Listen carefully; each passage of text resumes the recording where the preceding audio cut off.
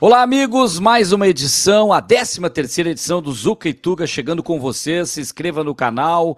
E que edição especial, estamos chegando a uma fase decisiva da Libertadores da América no Brasil, Campeonato Brasileiro, Copa do Brasil, tem Liga dos Campeões da Europa retomando com equipes portuguesas em campo. Já falamos mais. João Almeida Moreira está aqui comigo mais uma vez. Um abraço, meu amigo, tudo bem? Um abraço, Caco, tudo bem? Abraço a todos que nos escutam. E é isso, muito assunto, né? Final de ano civil aqui no Brasil é sinal, e na América do Sul em geral é sinal de decisões, e lá na Europa é sinal de que começa a entrar ali naquela fase, naquele final de turno, né? Início dos retornos. Então começa a haver também muita decisão, não decisão final, mas muitos jogos importantes para decidir o final da temporada. Parece que teremos uma final brasileira, muito bem encaminhada, principalmente pelo Botafogo, que estabelece um placar espetacular, 5-0 contra o Peñarol. E antes ainda tem o Atlético Mineiro 3-0, esse até mais surpreendente, não pelo placar só, mas pelo adversário. O River Plate é um adversário mais...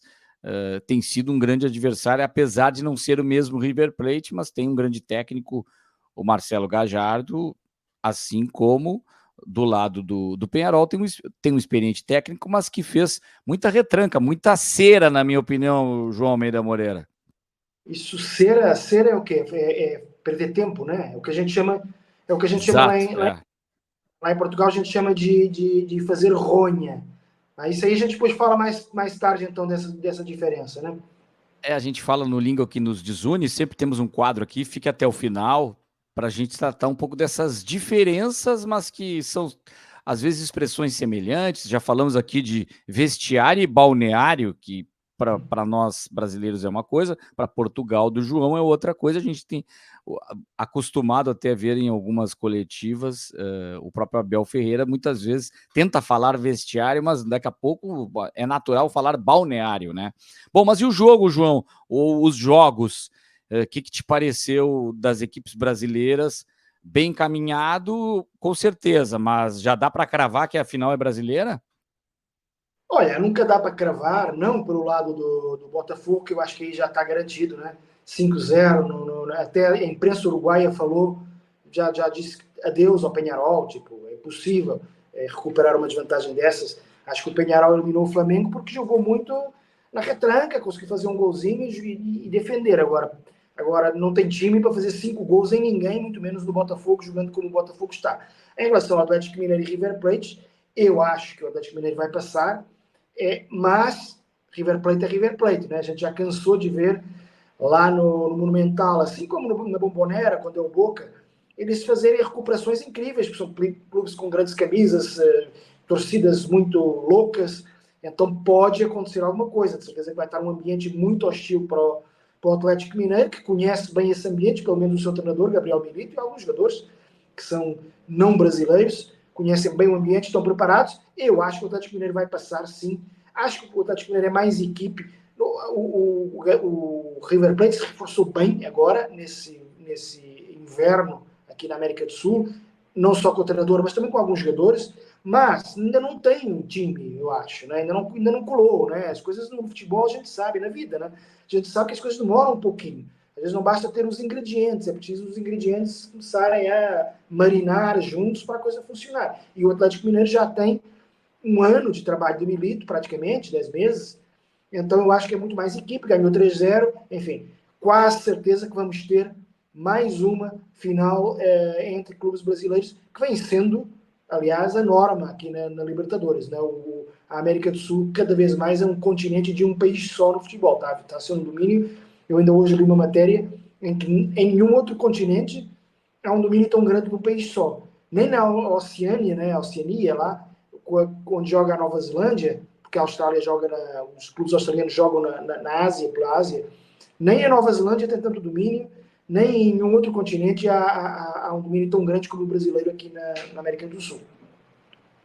A gente pode fazer um paralelo rápido dos dois empates aí na Sul-Americana, daí os argentinos podendo até num jogo de volta, o Racing empatando com o Corinthians, fez um ótimo jogo, ficou apertada a situação do Corinthians. O Lanús, o curioso, a gente falava, o único técnico brasileiro, você chamou a atenção disso a primeira vez, nessas decisões todas, semifinais de Sul-Americana e Libertadores, é o Fernando Diniz, que ainda não venceu pelo Cruzeiro, impressionante. Mas o que eu gostei do Atlético Mineiro, o Gabriel Milito, foi ousado, colocando o Daverson, e o Daverson tem brilhado muito com o Hulk, que até não fez aquele grande jogo do Hulk, mas ele é um jogador muito importante, ele divide uma bola e ela sobra para o Davidson fazer gol, ele taticamente foi mais importante taticamente do que sendo aquele... o Hulk às vezes arrastando a bola, demorando um pouco para chutar a gol, não sendo tão decisivo, mas aí tem um centroavante, que o Hulk não é 9, geralmente quando ele joga com 9, ele está como um falso 9, né? Então é impressionante, um time muito forte, com Paulinho também, marcando gol, ficou muito ofensivo para mim, bem encaminhada essa classificação, mas o Monumental de Nunes lotado ainda é um a ser respeitado, tem que tomar cuidado, não dá para cravar. O outro, eu nunca cravaria nada em termos de resultado, mas olha, é difícil, né? Até pela diferença do futebol, que aí é gritante, o River Plate não é o mesmo aquele, por exemplo, de épocas anteriores, você falou bem, está se formando, mas o Peñarol, um time, falei da cera, do Diego aqui, é impressionante como é que o Flamengo não passou pelo Peñarol, né? É aí que a gente fica vendo a diferença do trabalho, inclusive dos jogadores, que tem Luiz Henrique em grande fase, Igor Jesus, esse time cresceu demais, porque a gente tinha na temporada passada, um Botafogo que vacilou, mas esse para mim ele é favorito ainda ao brasileiro e é favorito chegando à final contra o Galo ou quem sabe até o River Plate, aí até isso acho que está ajudando o Botafogo, porque uma final contra o River Plate em jogo único poderia se complicar. Agora, o fato de se pegar o Atlético Mineiro mesmo, que é a tendência, para mim, favorito. Agora, não dá para vacilar, porque o Atlético é bom time também hoje. O detalhe aí é que se for com o River Plate, é que é na casa do River Plate, né? Porque vai ser no Monumental de Núñez, né? Comembol decidiu, tá decidido, independentemente de quem for. Houve aí a discussão, será que vale a pena enviar todos os torcedores do Galo e do Botafogo, caso seja Atlético e Botafogo, lá para a Argentina? Será que não se podia fazer aqui no Brasil? Por exemplo, em São Paulo, que ficaria mais ou menos a meio caminho entre BH e Rio de Janeiro. Mas não, a Comembol confirmou que vai ser lá no Monumental de Núñez. Portanto, o River Plate sabe que se virar com o Atlético Mineiro, só lhe falta mais um jogo em casa. Ou seja, o River Plate nesse momento pensar assim, falta 2 jogos em casa para sermos campeões da Libertadores. Só que não sei esses chegam no segundo, né? Porque para isso tem que primeiro ganhar o Atlético Mineiro. E não é fácil, porque eu tenho aqui os números da superioridade brasileira nos últimos anos, desde aquele célebre River Boca, lá que acabou sendo disputado no Santiago Bernabéu em Madrid. Houve 10 finalistas, né? Houve 5 edições, 10 finalistas, dessas 10, 8 foram clubes brasileiros e só 2 argentinos, né? E a exceção nos últimos 3 finais tinham sido só brasileiro contra brasileiro até o ano passado, quando deu Flu e Boca, né? Mas nas 3 anteriores deu brasileiro contra brasileiro, brasileiro contra brasileiro, brasileiro contra brasileiro. Ou seja, é uma superioridade incrível e que ainda não é histórica, porque a Argentina, mesmo que ganhe uma equipe brasileira esse ano, ainda fica a uma vitória dos clubes argentinos. Os clubes argentinos têm 25 títulos no total, os brasileiros 23, portanto, se ganharem esta ficam com 24, só para o ano é que empatam, só daqui a 2 anos é que podem virar.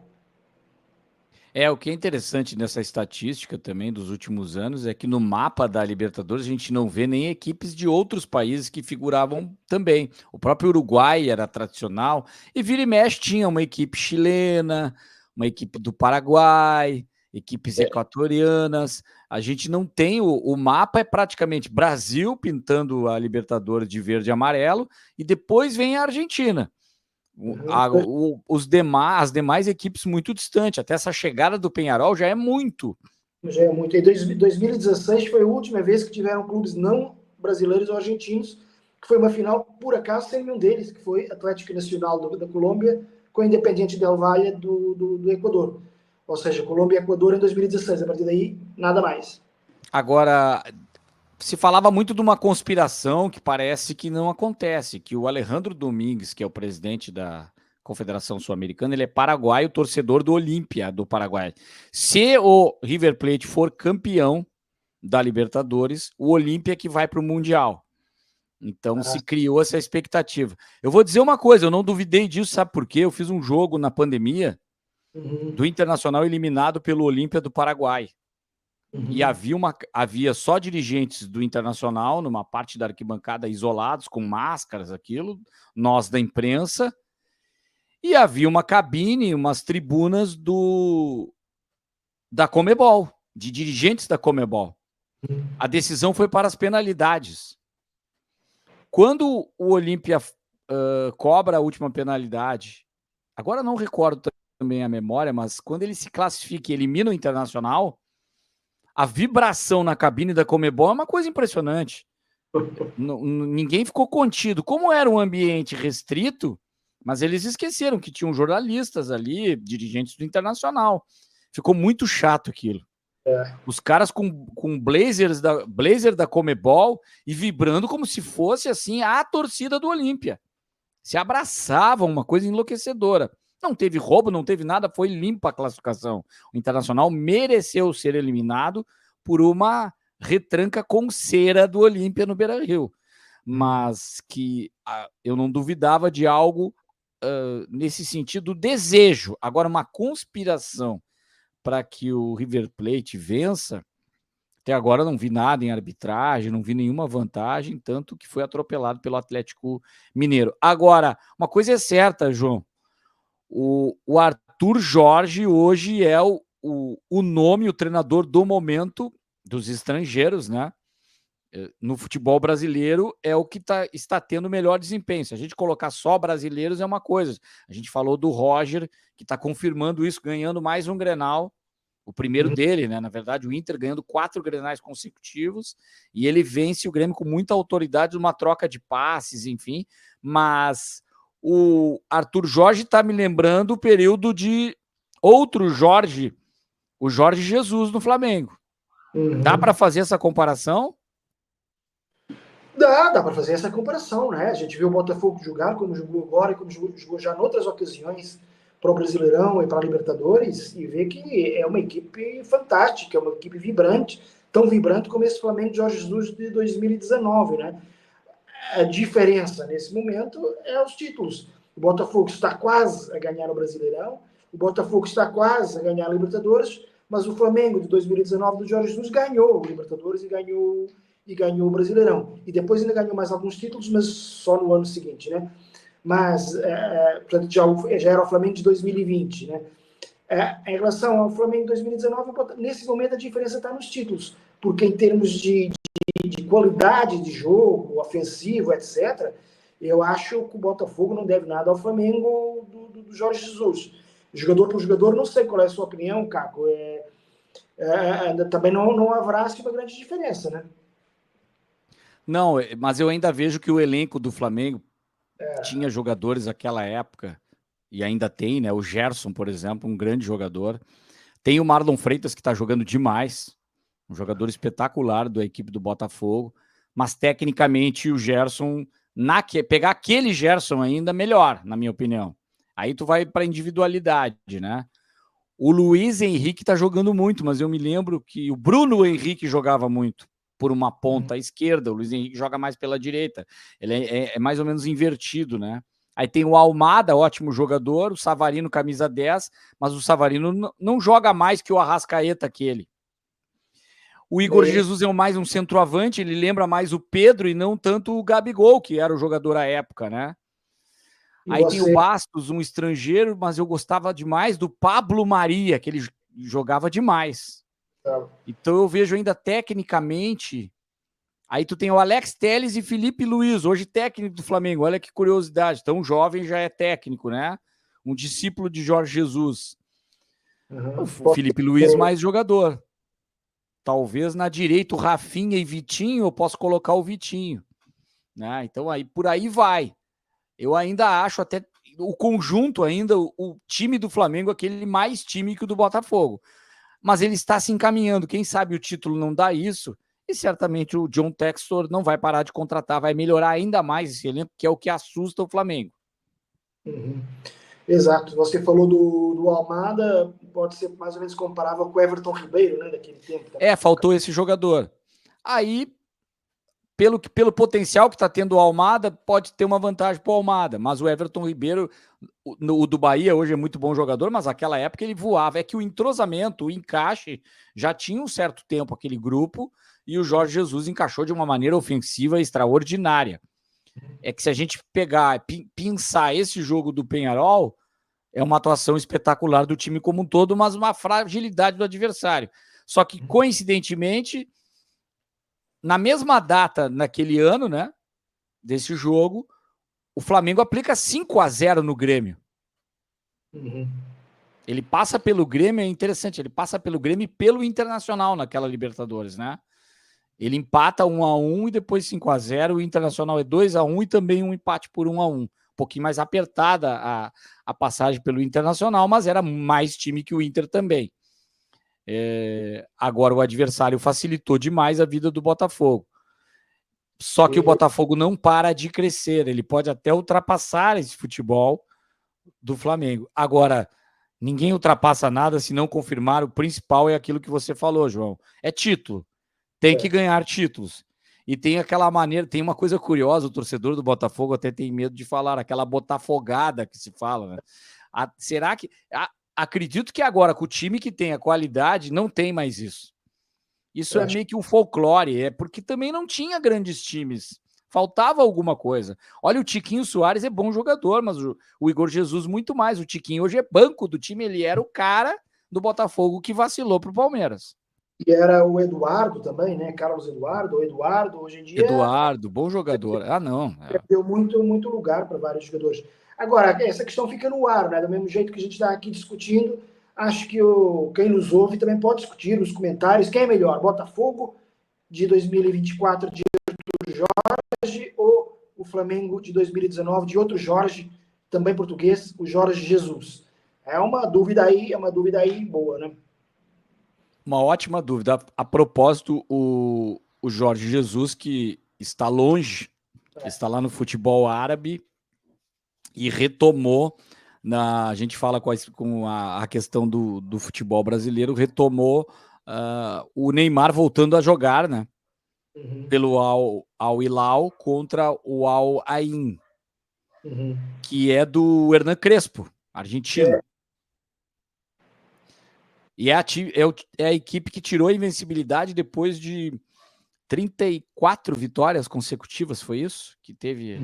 Eu anotei esse número, mas é aquele recorde mundial do Jorge Jesus, né? Que foi para o Guinness e perdeu para o Al Hilal, que é um adversário muito forte, tanto que estive na transmissão desse jogo pela Liga dos Campeões da Ásia, Champions da Ásia, e jogando em casa, o Al Ain complicou um pouco, foi 5-4. Tem um jogador, tivemos 3 hat-tricks no jogo, o Raimi, Sofiane Raimi, que é um jogador marroquino muito interessante do Al Hilal, fez 3 gols, e o Alvassari, da equipe do Al Hilal, fez 3 gols também. Mas o Neymar entrou muito bem, gostei da movimentação.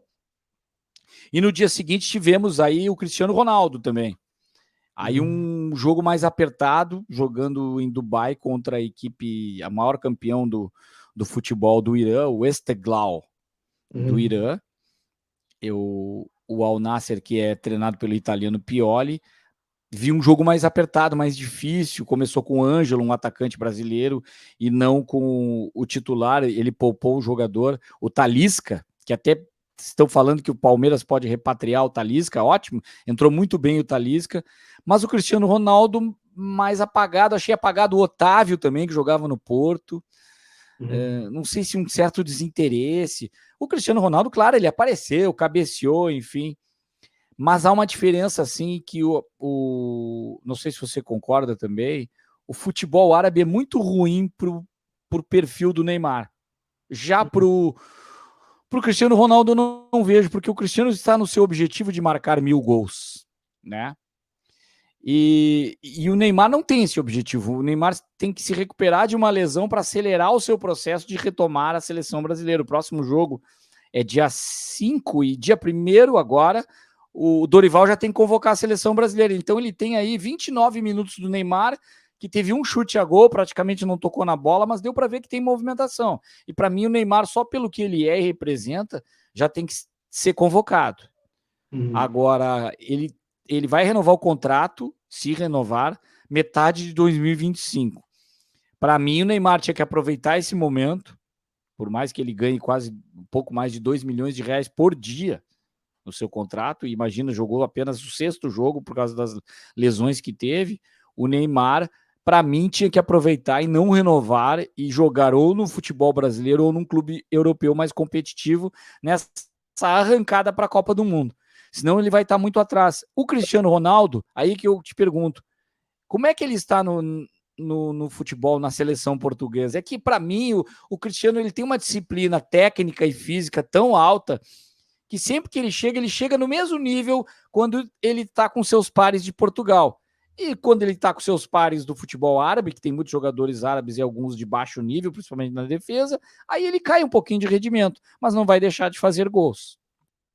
Sim, na seleção ele tem rendido, ele faz sempre os seus golzinhos, né? Mas há cada vez mais gente pedindo para ele deixar de ser um titular indiscutível, tanto que já não é um titular indiscutível. Joga um jogo, no outro parte do banco, no outro sai a meio do segundo tempo, porque realmente o nível técnico, o nível físico, e o Cristiano Ronaldo é um jogador que fisicamente é um monstro, e portanto foi perdendo um pouco dessa sua grande valência, que era o lado físico. Então ele perdeu, mas é como você fala, para o objetivo dele, que é bater recordes, a Arábia Saudita está ótima. Agora, para o Neymar, cujo objetivo é voltar a ser o velho Neymar, velho, novo Neymar, né? Neymar daqueles melhores tempos do auge, a Arábia Saudita realmente não é o lugar ideal. Até porque na seleção, embora o Neymar seja o Neymar, o melhor jogador brasileiro dos últimos 10 anos, pelo menos, na seleção, de repente, como se costuma dizer, não há fome que não dê fartura, né? Agora, você lá no ataque tem o Vini Júnior, fez agora um hat-trick pelo Real Madrid contra o Borussia Dortmund, jogo reedição da final da última Champions, e o Rafinha também voou contra o Bayern Munique, aliás, tem estado voando toda a temporada pelo Barcelona, ou seja, Vini e Rafinha parecem dois indiscutíveis, né? Um cara que é titular e protagonista do Madrid e o outro é protagonista do titular e protagonista do Barça, tem que estar, ou se não forem titulares, andam ali muito, muito perto. E além disso, você tem os caras que a gente já falou, Luiz Henrique e Igor Jesus. Já para não citar o Estevão, que continua jogando muito no Palmeiras, e o Hendrick, que está lá e o Rodrigo, lógico. Ou seja, é uma concorrência ali no ataque que o Neymar tem que abrir o olho, porque, embora obviamente que ele tenha um estatuto acima dos demais, tem que jogar muito para conseguir estar nesse nível. Aliás, eu acho que nesse momento o Brasil, em termos de goleiro, em termos de zaga também, em termos de ataque, tem muitas soluções.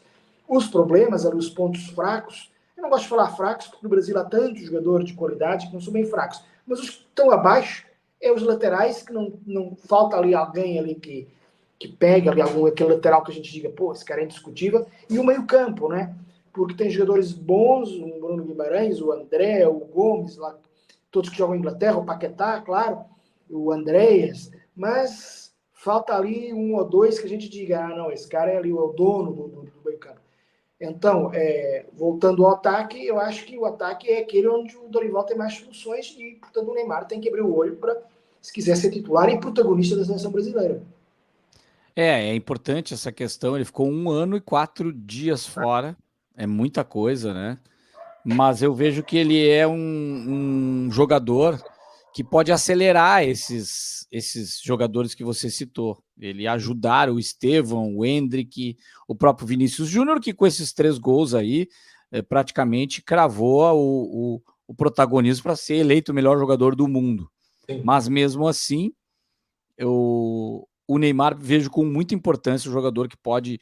E o trabalho do Jorge Jesus, ele tem que aproveitar.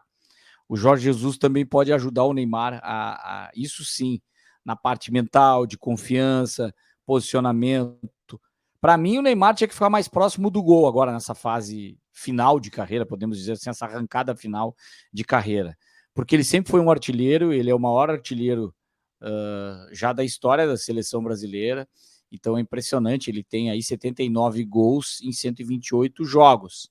Ele supera Pelé, que a gente não vai nunca comparar ninguém com Pelé, só estamos comparando os números para ver como ele é importante, né?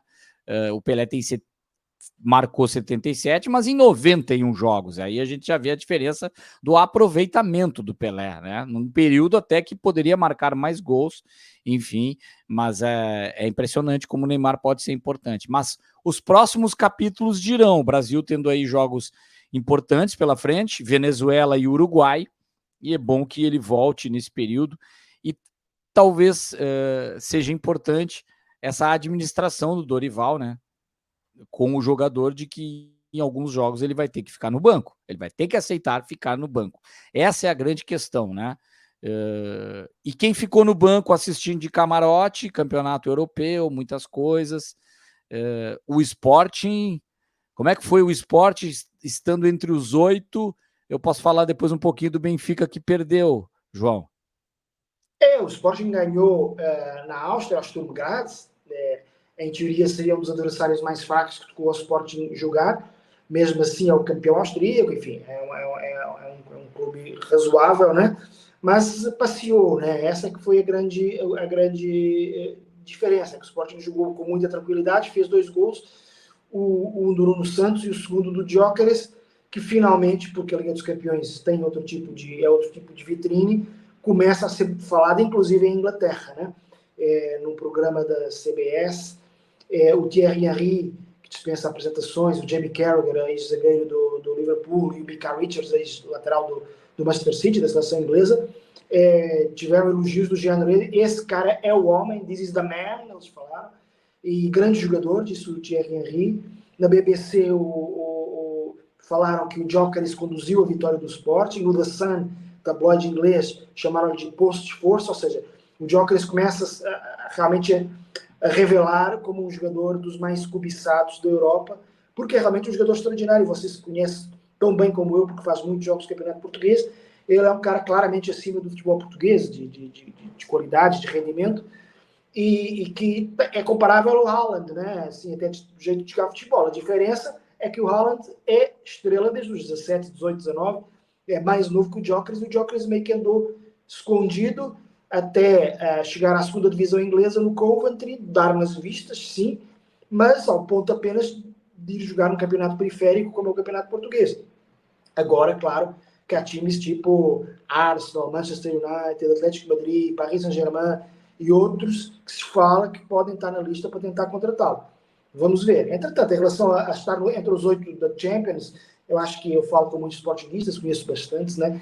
E a maioria deles fala que a Champions League é bom para ganhar dinheiro, porque os pontos valem vitórias, é importante para voltar a colocar o nome do clube na Europa, entre a elite europeia, mas a prioridade é sempre o campeonato, porque o Sporting, nos últimos 30, 40 anos, 50 anos, talvez, perdeu muito protagonismo no futebol português, o protagonismo que tinha nos anos 50 até os anos 60, por aí, e hoje em dia você fala em qualquer país do mundo de futebol português e as pessoas falam em Benfica e Porto antes de falar do Sporting, e é isso que o time vai tentar evitar, se conseguir ser bicampeão esse ano, ou seja, 2 vezes seguidas, e portanto ganhar 3 campeonatos em 5 anos, né, porque ganhou também há pouco tempo antes, e é esse que é o objetivo, é ter não digo um predomínio no futebol português, mas pelo menos voltar a ser aquele Sporting que habituou os torcedores, infelizmente os avós dos atuais torcedores, a ganhar com regularidade. Mas a Liga dos Campeões é sempre importante. É mérito total da diretoria, da direção do esporte ainda conseguir segurar o Gyökeres, é impressionante, né? Porque essa comparação com o Haaland cabe mesmo, com certeza o Haaland muito mais jogador, mas é um jogador interessante que certamente tem o perfil para o futebol da Inglaterra. O Haaland continua aí fazendo gol até de calcanhar no ar, eu não sei não tem nem nome para aquele tipo de chute que ele deu no último jogo contra o Sparta Praga, né? Mas um golaço que ele fez, uma coisa acrobática, é uma espécie de meia bicicleta de costa, de calcanhar, eu não sei, aquilo tem o escorpião, que é aquele que pega como se mas não é isso, é um movimento completamente diferente, um jogador espetacular. O Benfica, ele teve a primeira derrota, perdeu sua invencibilidade também, em casa, né? Isso pesa, 3-1 para o Feyenoord.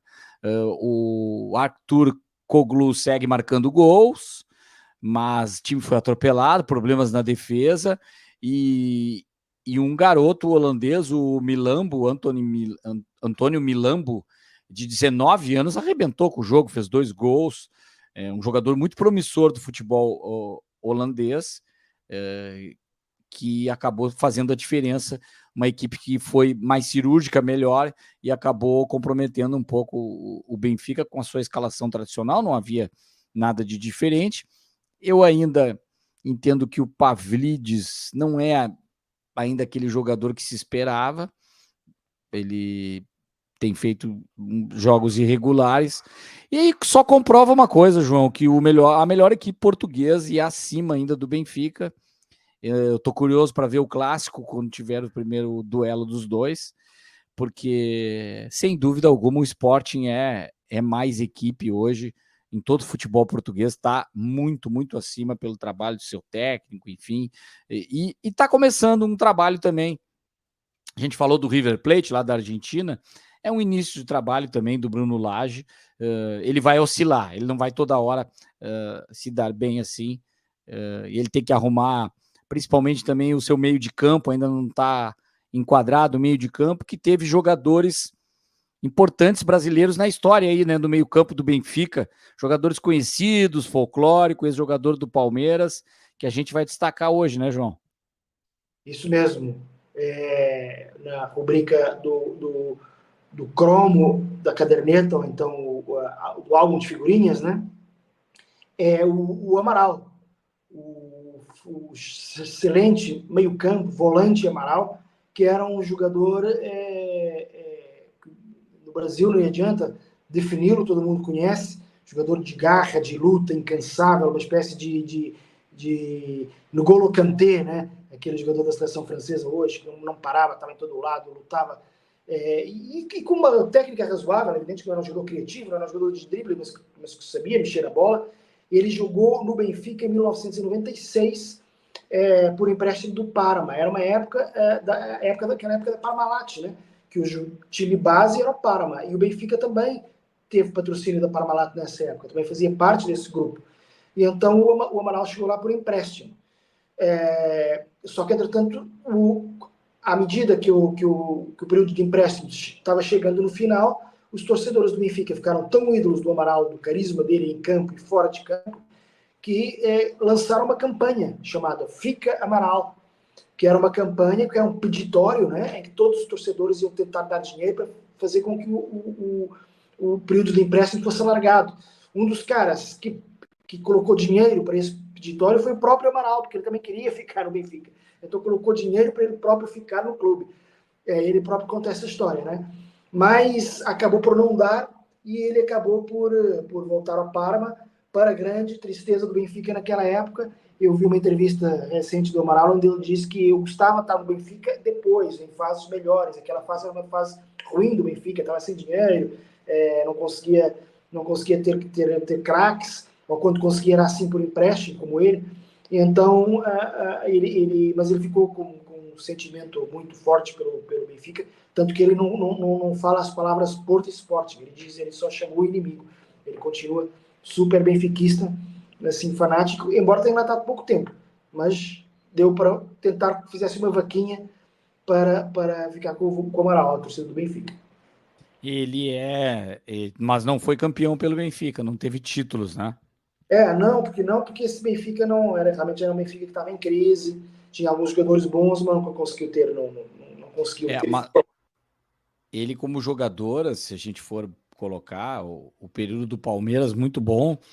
São 3 campeonatos paulistas, 2 campeonatos brasileiros, 93, 94, um Rio-São Paulo, que é um título um pouco menor, mas ele tem brasileiro pelo Corinthians, 98, Campeonato Paulista de 99, Pelo Vasco também, olha só, mais um título brasileiro, 2000, Taça Guanabara, Copa Mercosul, tem Copa da Itália pela Fiorentina, 2000, 2001, e Campeonato Turco pelo Besiktas. E ele encerra a carreira, interessante que ele encerra a carreira em 2015 no Capivariano, homenagem ao time da sua cidade.